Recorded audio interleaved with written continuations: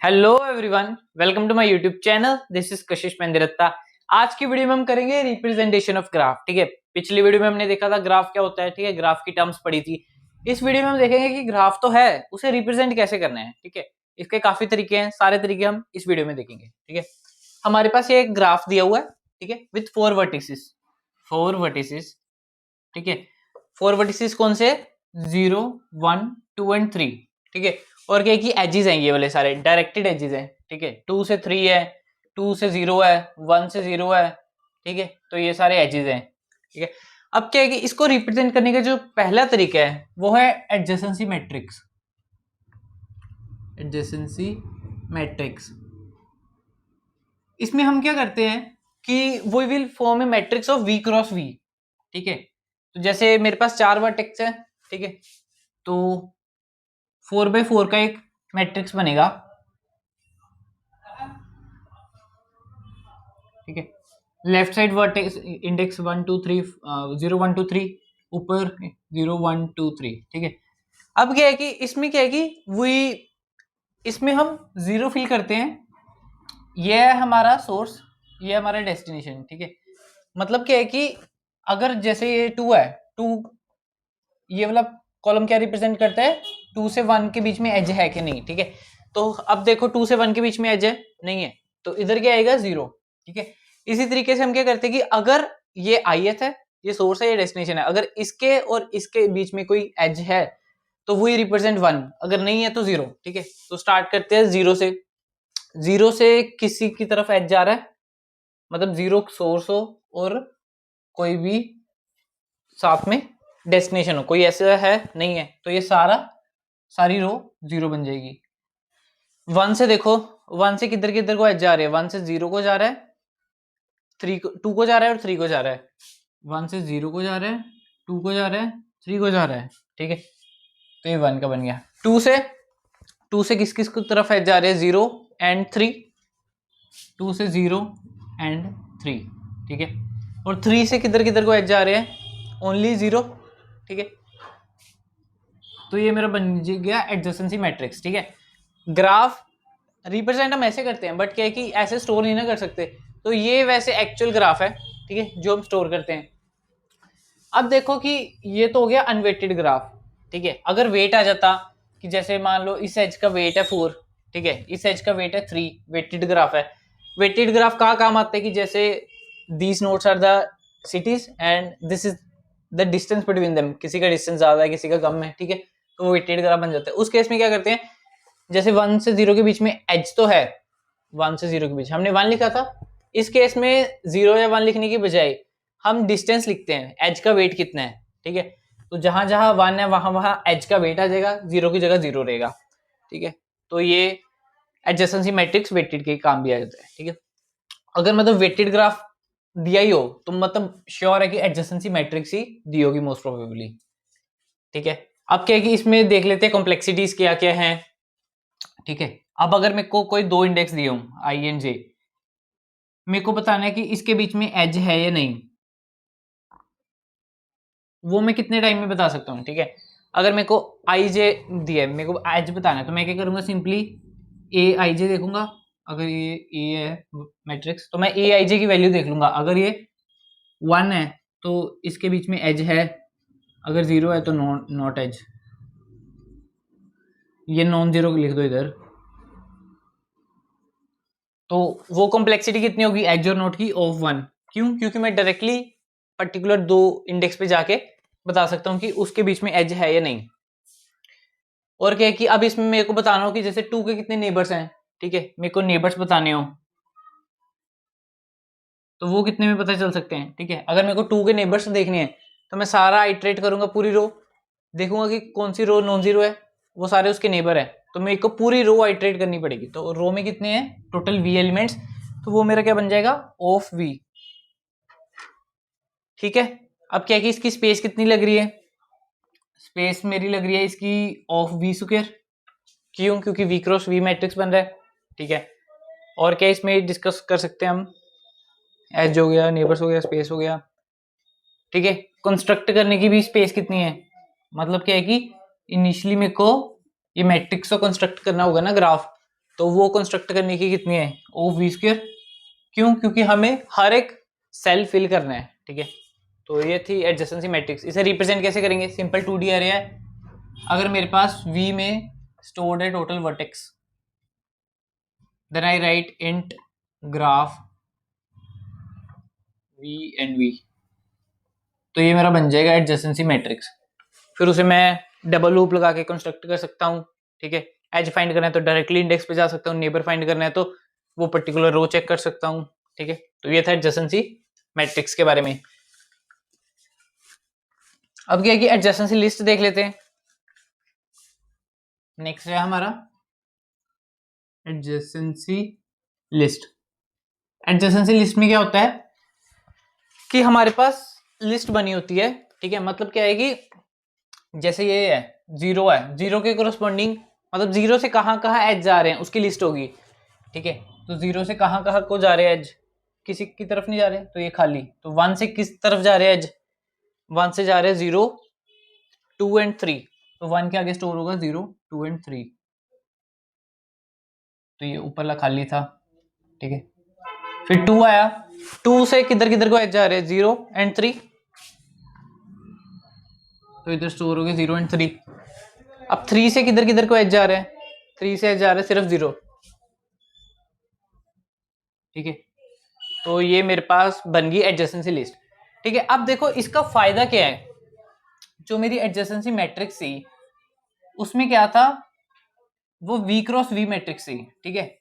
इसमें क्या है कि जो रोज होंगी वो तो V होंगी, ठीक है, बट क्या है कि हर रो V नहीं होगी, ठीक है। हर रो V से कम होगी, ठीक है। तो ये जैसे ये पूरा एडजेसेंसी मैट्रिक्स था, तो रोज तो उतनी रही, बट क्या है कि कॉलम हर एक छोटा हो गया। क्यों, क्योंकि हम सिर्फ नेबर्स लिख रहे हैं। जैसे 0 के नेबर्स कितने हैं, 0 का कोई नेबर नहीं है, तो ये पूरी रो खाली रहेगी, ठीक है। तो वो सारी स्पेस हमारे पास बच जाएगी। वैसे ही 1 है, 1 की लास्ट स्पेस बच जाएगी। क्यों, क्योंकि इसके सिर्फ 3 है, 3 नेबर्स हैं। मैक्सिमम क्या हो सकते हैं 4। क्यों, अगर 1 पे सेल्फ लूप हो जाती तो सारी रो फिल हो जाती, ठीक है। तो ये स्पेस बच जाती है, ठीक है। तो स्पेस कितनी लगी वो एक बार देखते हैं। सबसे पहले देखते हैं ये रिप्रेजेंट कैसे कर सकते हैं हम।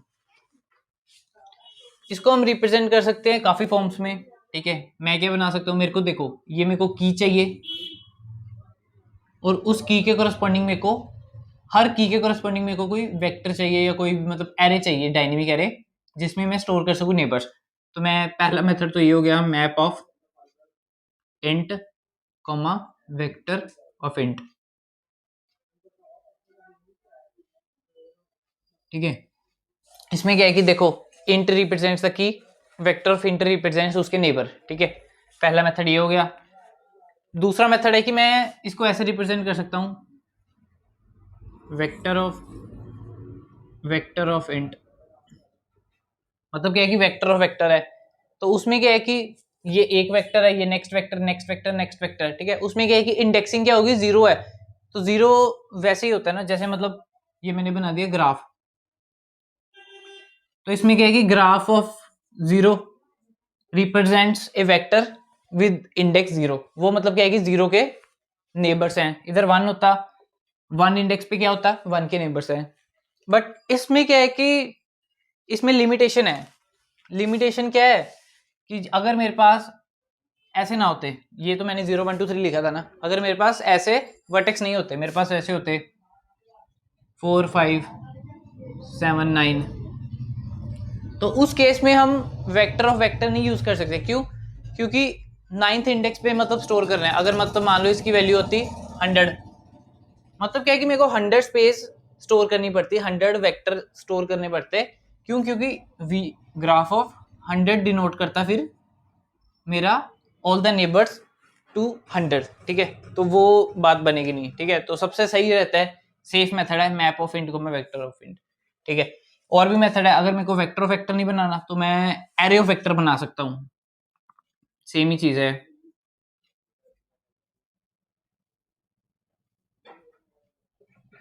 ठीक है। तो ये क्या है कि एरे है वेक्टर्स का, ठीक है। ये रिप्रेजेंट करता है एरे, एरे कौन सी टाइप का, वेक्टर ऑफ इंट का, ठीक है। या मैं इसको लिस्ट की फॉर्म में कर सकता हूँ, हर जगह जहां वेक्टर ऑफ इंट आ रही है वहां मैं लिस्ट बना सकता हूँ, ठीक है। मैं लिख सकता हूँ map of int comma list of int, ठीक है। ऐसे ही मतलब अगला भी यहाँ पे भी लिस्ट लिख सकते हो, ठीक है। बट क्या है कि सबसे सेफ मेथड जो मैं यूज करता हूँ मतलब वो तो यही है, या ये या vector of int graph V. Question में दिया मोस्टली ये वाला होता है, ठीक है। अगर अपनी तरफ से ज्यूम करना हो तो ये कर लो या ये कर लो, ये दो मेथड बेस्ट है, ठीक है। अब ये कि इसकी कॉम्प्लेक्सिटीज देख लेते हैं, ठीक है। अगर मेरे को देखना है कि एज है कि नहीं, ठीक है, तो मेरे को अगर मेरे को देखने की जैसे इधर 2 था 0 1 2 3, मेरे को देखने की 2 एंड 4 के 2 एंड 3 के बीच में एज है कि नहीं, ठीक है। तो मेरे को क्या है कि 2 वाला पूरा कॉलम ट्रेवर्स कर 2 वाला पूरा रो मेरे को ट्रेवर्स करना पड़ेगा। क्यों? क्योंकि मेरे को नहीं पता कि 2 में 3 कहाँ पे आता है, मे बी बिगिनिंग पे हो, मे बी एंड में हो, ठीक है। तो मेरे को क्या है कि पूरी रो ट्रेवर्स करनी पड़ेगी। तो एज ट्रेवर्स करने में क्या है कि ऑफ नेबर्स NEIGHB, ठीक है। तो जितने इसके नेबर्स होंगे उतना टाइम लगेगा मेरे को फाइंड करने में कि 2 के कोरस्पॉन्डिंग कोई एज है कि नहीं, मतलब कोई पर्टिकुलर एज जो फाइंड करना है। तो एज फाइंड करने के लिए ऑब्वियसली ज्यादा टाइम लग रहा है। एडजेसेंसी मैट्रिक्स में मेरा ऑफ 1 लग रहा था। उसके बाद में नेबर्स, अगर मेरे को नेबर्स फाइंड करने हैं तो उसमें क्या था, मेरे को पूरी रो ट्रेवर्स करनी पड़ी थी। मेरे को 2 के कोरस्पॉन्डिंग नेबर देखना था, मेरे को पूरी रो ट्रेवर्स करनी पड़ी थी। अब पूरी रो की ट्रेवर्स करने की जरूरत नहीं है, जितने नेबर है उतना ही टाइम लगेगा। तो ये बन गया ऑफ नेबर, ठीक है। स्पेस कॉम्प्लेक्सिटी कितनी होगी इसमें ऑफ, ठीक है। अब देखो स्पेस में इसका बताता हूं। अगर मान लो एम्प्टी है, सिर्फ मतलब सब कुछ एम्प्टी है, मतलब क्या है कि कोई नहीं है, सिर्फ डिसजॉइंट है, जैसे 0 है 1 2 3 है, ठीक है, कोई एज नहीं है। तो बट मतलब क्या है कि बट फिर भी हमें वी स्पेस तो चाहिए ना इन एजेस को स्टोर करने के लिए। अगर मैं इस फेस से रिप्रेजेंट कर रहा हूं या किसी से भी वेक्टर ऑफ इंटू वी, ठीक है, तो मेरा क्या है कि इस केस में वी जो वर्टिसेस हैं वो तो रिजर्व होगी ना, मतलब वी पार्ट्स तो रिजर्व हो गए, ठीक है। उसका कोरस्पॉन्डिंग वेक्टर की स्पेस नहीं है, बट क्या है कि कीज की स्पेस तो लग रही है ना, ठीक है। तो मतलब क्या है कि एम्प्टी ट्री में स्पेस लग रही है मेरी वी, ठीक है। बट क्या है कि अगर ट्री भरा हो, ठीक है, तो क्या है कि ये देखो ये एजेस है, ये एजेस रिप्रेजेंट करते हैं 0 से कितने एजेस हैं, ये रिप्रेजेंट करते हैं 1 से कितने हैं। तो अगर टोटल एजेस देखे, अगर टोटल इसमें ई एजेस हैं तो ये सारी एजेस की स्पेस को मिला के काउंट कर रहे हैं, तो वो बन जाएगी ई, ठीक है। मतलब क्या है कि अगर एजेस वी से कम है तो टोटल स्पेस लगेगी वी, अगर एजेस वी से ज्यादा है तो टोटल स्पेस लगेगी ई। मतलब क्या है कि दोनों का कॉम्बिनेशन ही है। कभी अगर कम कम वर्टेक्स हो, मतलब कम अगर एजेस हो तो मतलब स्पेस लगेगी ऑफ वी, अगर ज्यादा एजेस हो वी से ज्यादा तो स्पेस लगेगी ऑफ ई। तो स्पेस कितनी बन जाएगी ऑफ वी प्लस ई, ठीक है। वर्स्ट केस में अगर सारे एक दूसरे से कनेक्टेड हो तो मेरा क्या बन जाएगा ऑफ ऑफ वी स्क्वायर बन जाएगा इस केस में भी। बट क्या है कि इस केस में ऑफ वी स्क्वायर से हमेशा कम ही रहेगी ऑफ वी प्लस ई, तो कंस्ट्रक्ट करने में भी ऑफ वी प्लस ई, ठीक है। अब बात करते हैं कि दोनों में से अच्छा कौन सा है, ठीक है। अगर मेरे को BFS DFS लगाना हो तो मेरे को क्या करना होता है कि मेरे को चाहिए होता है कि अगली वीडियो में डिस्कस करेंगे BFS DFS कि जैसे मेरे पास कोई सोर्स है उसके क्या क्या नेबर्स हैं वो मेरे को फाइंड करना है। तो उसके लिए एडजेसेंसी लिस्ट बेस्ट रहती है। क्यों? क्योंकि नेबर्स फाइंड करने के लिए मेरे पास टाइम कितना लगता है of neighbours which is less than of V, जो हमें लग रहा था एडजेसेंसी मैट्रिक्स में, ठीक है। और क्या है कि इसमें क्या है कि बस इसमें एज का टाइम ज्यादा लग रहा है। बट क्या है कि अगर कोई क्वेश्चन हो जिसमें हमें बताना हो कि उसमें ज्यादा क्वेरीज ऐसी होगी आई एंड जे के बीच में मेरे को एज बताओ, ठीक है, उस केस में एडजेसेंसी मैट्रिक्स हम यूज करेंगे, ठीक है। कोई क्वेश्चन हो जिसमें की है कि वेटेड ग्राफ दिया हो उसमें भी हम एडजेसेंसी मैट्रिक्स यूज करेंगे। क्यों? क्योंकि हम डायरेक्टली तो इसमें वेट स्टोर किया नहीं कहीं, ठीक है, उसके लिए फिर पेयर इधर स्टोर करना पड़ेगा। इससे अच्छा है कि एडजेसेंसी मैट्रिक्स से ज्यादा वो रिप्रेजेंट करते हैं। एक और है एज लिस्ट, वो ज्यादा यूज होता नहीं है, ठीक है। बट क्या है कि अगर हमें किसी प्रॉब्लम में सिर्फ एज से डील करना हो कि हमें एजेस से रिलेटेड कोई एल्गोरिदम हो कि हमें सिर्फ एजेस चाहिए कि क्या क्या एजेस है, तो उस केस में एज लिस्ट हमारे पास आ जाती है। इसमें क्या है कि हमारे पास एक लिस्ट होती है, ठीक है, जैसे 1,2 है, 3,4 है, 0,2 है, 2,3 है। मतलब क्या है कि मेरे पास एक लिस्ट होती है एजेस की। मतलब क्या है कि दिस रिप्रेजेंट्स 1 से 2 के बीच में एज है, दिस रिप्रेजेंट्स 3 एंड 4 के बीच में एज है, दिस रिप्रेजेंट्स 0 एंड 2 के बीच में एज है, दिस रिप्रेजेंट्स 2 एंड 3 के बीच में एज है। तो अगर मेरे पास ये एजेस की इन्फॉर्मेशन दी हो तो उससे भी मैंने ग्राफ बना लिया, ठीक है। ये एक बहुत कम यूज होता है, कई क्वेश्चन पे यूज होता है, जहां यूज होगा मैं बता दूंगा, ठीक है। अब क्या है कि इसमें कॉम्प्लेक्सिटीज देख लेते हैं। स्पेस कितनी लग रही है, ऑफ ई, क्योंकि ई एलिमेंट्स है तो जितने एजेस होंगे उतनी स्पेस है, ऑफ ई, ठीक है। अगर मेरे को चेक करना है कि आई एंड जे के बीच में एज है कि नहीं, ठीक है, तब भी मेरे को क्या है कि पूरा ट्रैवर्स करना पड़ेगा एंड तक देखने के लिए कि आई एंड जे की वैल्यू है कि नहीं बीच में, तो उधर भी लगेगा ऑफ ई, स्पेस भी, एज है कि नहीं, ठीक है। अगर मेरे को पूरा ग्राफ ट्रैवर्स करना हो तो मेरे को शुरू से एंड तक जाना पड़ेगा, तो ट्रैवर्स करने का भी इसका टाइम लगेगा जो ऑफ ई है, ठीक है।